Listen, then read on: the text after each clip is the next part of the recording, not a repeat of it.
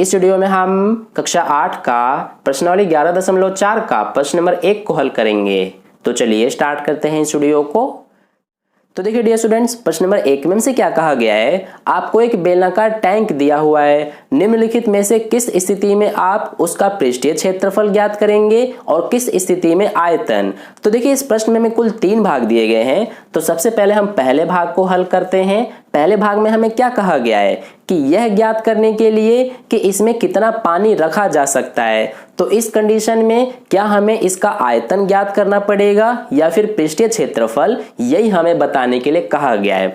तो देखिए आपको एक बात हमेशा ध्यान रखना है कि जब भी किसी ठोस आकृति में, चाहे वो बेलनाकार टैंक हो, चाहे घनाभाकार टैंक हो या फिर घनाकार टैंक हो, जब भी उसके अंदर कुछ रखने की बात की जा रही हो, चाहे वो पानी हो सकता है या फिर कोई दूसरा लिक्विड, तो जब भी कोई चीज उसमें रखने की बात की जाए तो उस कंडीशन में हम हमेशा आयतन ज्ञात करते हैं। ठीक है, तो इसीलिए पहला वाला जो हमें दिया गया है क्वेश्चन, इसमें हम आयतन ज्ञात करेंगे, क्योंकि इसमें हमें कहा गया है कि कितना पानी रखा जा सकता है। तो रखने की बात की जा रही है, इसीलिए हमें आयतन ज्ञात करना पड़ेगा।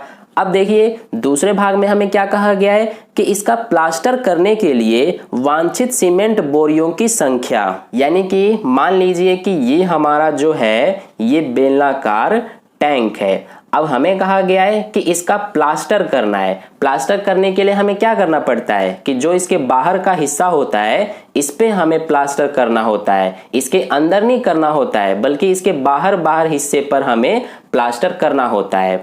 तो इसमें हमें बताना है कि कितने बोरियों की संख्या लगेगी। तो उसके लिए हमें क्या ज्ञात करना पड़ेगा, क्या इसका हमें आयतन ज्ञात करना पड़ेगा या फिर पृष्ठीय क्षेत्रफल। तो इस कंडीशन में हमें इसका पृष्ठीय क्षेत्रफल ज्ञात करना पड़ेगा, तभी हम बता सकते हैं कि कितने सीमेंट के बोरियों की संख्या लगेगी प्लास्टर करने के लिए। ठीक है, तो इसीलिए दूसरे कंडीशन में हमें क्या ज्ञात करना है, पृष्ठीय क्षेत्रफल। तो यहां पर लिख देते हैं दूसरे क्वेश्चन का हमारा आंसर हो जाएगा पृष्ठीय क्षेत्रफल।